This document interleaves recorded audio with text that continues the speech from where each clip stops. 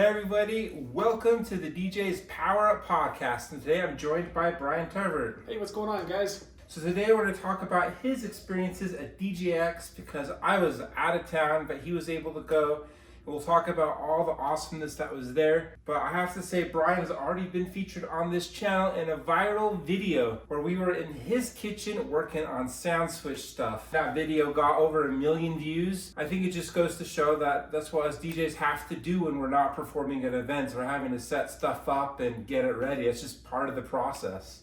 Yeah, I've got a really good friend that that's what he does on his time off. He sets up his DJ gear and on his off time, he plays with his gear. He learns more about what the gear can do, and I think that's what we need to do as DJs. Even if we don't have gigs, we're still learning. Exactly. So, well, it's an honor to have you officially here on the podcast, as we live in a rural area of the country, and there's not a ton of people and even fewer DJs. And this guy has been like a mentor to me because one of my neighbors was a DJ, and then after he passed away, Brian approached me and he's like, his name was Mark, and he's like, Mark was a mentor to me and I want to be a resource for you. So he's been super helpful in helping me navigate this world of mobile DJing.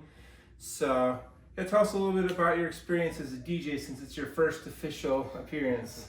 So I've been DJing for about 18 years now, and my first very official gig was my brother-in-law's wedding 18 years ago. It was an old tower computer with a VGA monitor. I had to cut out some cardboard to cover the screen so I could actually see the screen because it was an outdoor wedding. And then I ended up just audio outing to a very old surround sound system. I ran the speaker cable around the backyard and provided music and a microphone for their wedding. It was very, very ghetto, but it sparked the interest and it sparked the love that I have for DJing, and it just went uphill, but downhill from there. Because now I've got mixers, I got professional speakers, I got more professional DJ equipment. Yeah, $30,000 later, here we are. You caught the sickness. The gear acquisition syndrome. Yep. But as we're going to talk about a little bit about DJX, that's one thing I highly recommend as DJs is attending these conferences as much as you can. I know there's a lot of DJs that, don't feel like you can get a lot of content or information out of these different conferences that are throughout the U.S. and I think they even have them abroad as well. But even if you go to these conferences and you just get little nuggets out of the seminars, but I think the biggest thing is being able to network with other DJs, finding out how other DJs do things, and that's how you can learn how to put those things into your own setup or your own DJ repertoire. The process, yeah. So cool. No, I think that's a great explanation of why DJ conferences are essential for DJ education. So when did you start attending conferences since you've been DJing for 18 years? The very first conference that I attended was down in Las Vegas, Nevada. It was the Wedding MBA conference. It was more geared around wedding vendors, so it wasn't just DJ specific. You had photographers, you had videographers, you had venue owners, florists, wedding planners. You had all sorts of vendors there that all get together under one roof that are wedding professionals. That was an amazing experience for me attending that conference. I believe it was probably about 4 years ago.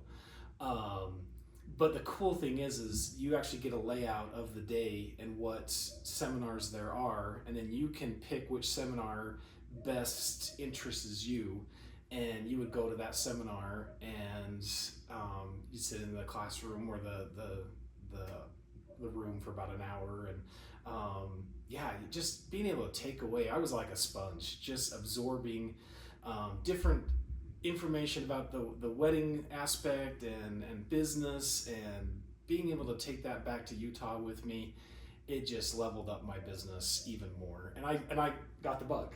I ended up looking up more on the showroom floor. Yep. ended up looking up more conferences. There's the MEX, which used to be Mobile Beat in Las Vegas. Ended up attending that one, and just recently I got invited to go to Midwest DJ conference, and then this last week was DJX. So yeah, just an amazing experience. You know, you go to these things and you just absorb, and it's a way to take your business to the next level. I really believe it. That's awesome. You heard it first. It's the way to take your business to the next level. So I think, you mentioned it's great for networking, it's great for learning, and it's just great to get inspiration. Because even if you know all of the stuff in DJing, sometimes it's good to just, get inspired. So, have you lost count of how many conferences you've been to? I think I have. I know I've been to Wedding MBA at least 3 times, MEX 2 or 3 times, Midwest once, and DJX once. So I kind of keeping track, but not really. But I think the best one I attended was the MEX in Las Vegas last year, because my man Daryl here was one of the speakers. First time speaking, first time up on stage. This man did phenomenal. Thank you. His seminar, his conference about lighting was just spot on. It wasn't like, hey, buy this equipment, this is how you do it, No, he went back to 101. Why have lighting? Why implement lighting in your setups, whether it be weddings, whether it be school dances, whether it be parties, quinceañeras, bar mitzvahs, whatever. And that's, I think, one of the great things about conferences. A lot of the seminars and a lot of the presenters go back to the basics, go back to 101. And I think that's the best way to learn. And it doesn't have to be advanced. It doesn't have to be this huge latest and greatest equipment or whatever. Just the basics is, it's awesome. Thank you, man. You flatter me. And also, if you haven't seen that conference, I'll have a link in the description below. You can watch my speech, and you can be as charitable as Brian, or you can give me a thumbs down. Totally up to you. And if with juggling the full-time job, I can only go to like one conference a year, realistically.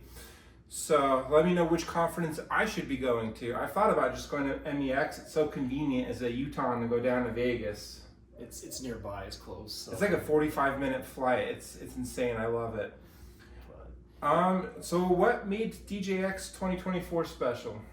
What made DJX 2024 special? It was my first time attending.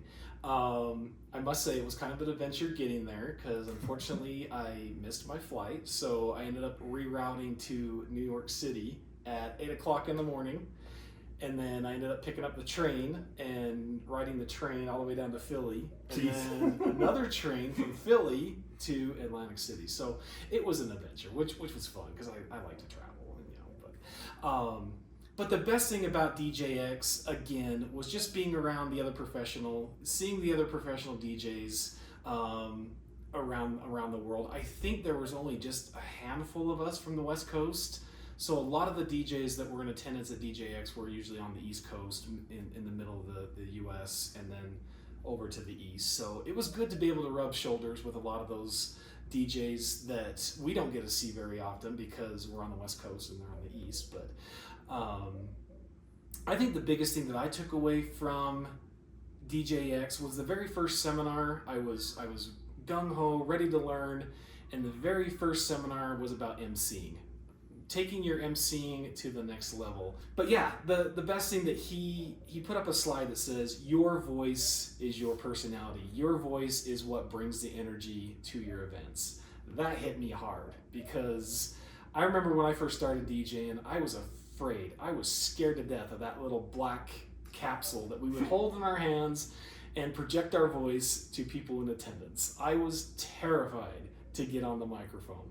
So going to that seminar is kind of near and dear to my heart, because that's where I struggled. And now I feel like I'm not a professional by all means, but I feel like I've been able to get better by learning and practicing and just being a better master of ceremonies for the clients that hire me. But one of the things that he did mention was the 4 parts of emceeing. You've got to have personality, you've got to have passion, you've got to have sympathy, and you have to be able to have patience, because Absolutely. Especially when you arrive at an event and all of a sudden things are changing. You need to rework your timeline. They add something, and that's one thing that I think a lot of DJs have, is the ability to adapt and overcome obstacles that are presented to us. So that was like the biggest seminar that I took away, just because I think I was in the mood to learn, and it was the very first That was something pertinent to you in that moment. Yep, exactly. Another thing about these conferences I should also mention is they do have a showroom floor. So the latest and greatest in technology and equipment, you are able to go down to the main hallway and see all these vendors, chat with them one-on-one, be able to get hands-on some of the equipment that's coming out. At DJX, Pioneer was a real big center point for the conference. So they had all their controllers, all their speakers, all their gear, and it's kind of cool to actually, see it away from your computer screen or your phone screen. Exactly, Actually see it hands-on. Yeah, and the good thing about this conference being so big and the showroom floor being so big, I mean, usually if you go to the smaller conferences and you go to the showroom floor, you've got to wait in line to get your hands on this equipment. But I felt this one was big enough to where you could just walk up to a controller and just start, playing with it and, mixing music and showing off what you can do, or, before you actually spend $2,000 to $3,000 on some equipment. So that's what I really liked about the conferences as well, is you have that opportunity to get hands-on experience. These are huge investments, so being able to see it, because I know when we went to MEX together, I mean, seeing the Hunter B3, I saw conceptually in videos and stuff, but being able to see it and see how stable it was, I was so impressed. I bought it that week. And same with some of those fancy speakers. So I really enjoy the opportunity to see it hands-on.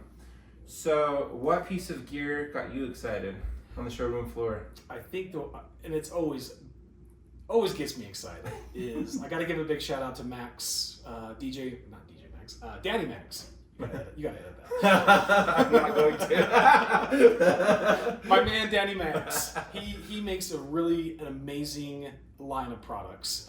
Anywhere from his photo booths to his DJ equipment. He came out with a brand new DJ booth that's an open type. It doesn't actually fit a specific controller. It has an opportunity to where you can interchange it as well. Unfortunately, it doesn't fit my Prime 4, but that's okay. I won't hold it against you. I won't hold it against you, Danny. But that just means I need to upgrade my controller or have a different controller. But me and you talked about that. So, but yeah, the Prime Go. There you go. The Prime Go. There you go. Another one of the products that just came out as well that I was really excited about was the Everse line. I just recently purchased the Everse 8s and the 12s, but I was able to go up and actually talk to the EV rep and find out some of the questions I had about my newly purchased equipment, and being able to figure out how to adapt those speakers to what I want to do with them. And yeah, it was a good experience. That's awesome. Yeah, and he was also featured on this channel rocking the Everses on the back of a parade float. I think they're honestly the perfect parade float speaker. Just make sure you tie them down. we won't talk about that.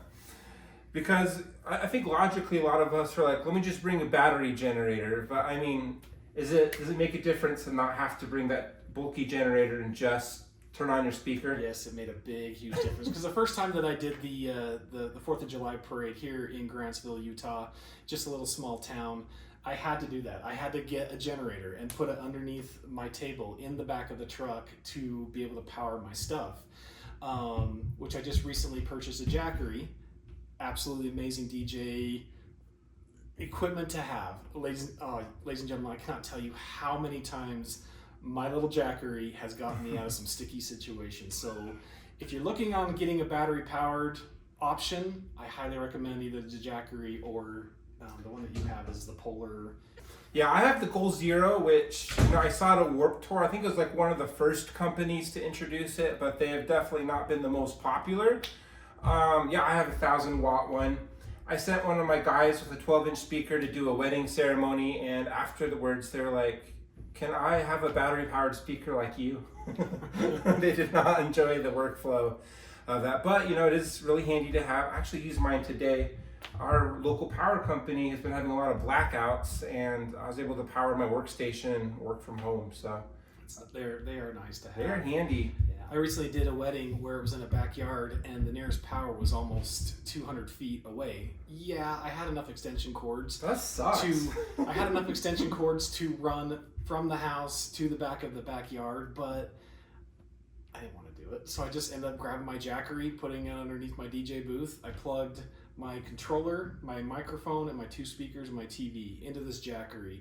It lasted 3 hours, and that's how long the reception was, the 3 hours. So what capacity do you have? I have a 1,000-watt. 1,000-watt, okay. Yeah. Cool. So I highly recommend if you're in the DJ world and you're looking for any type of battery powered option, I highly recommend it because it will get you out of some pretty sticky situations if they ever arise. Right, and you just don't realize the convenience until you have it. And you're like, this is just a really nice to have. Well, Brian, thank you so much for coming and sharing your thoughts about DJX, and hopefully we see you more on the DJs Powerup Podcast. Dude, I absolutely love that. Love you guys. Practice. Keep having fun. Keep DJing. Have fun and make money. Till next time. See you in the next video.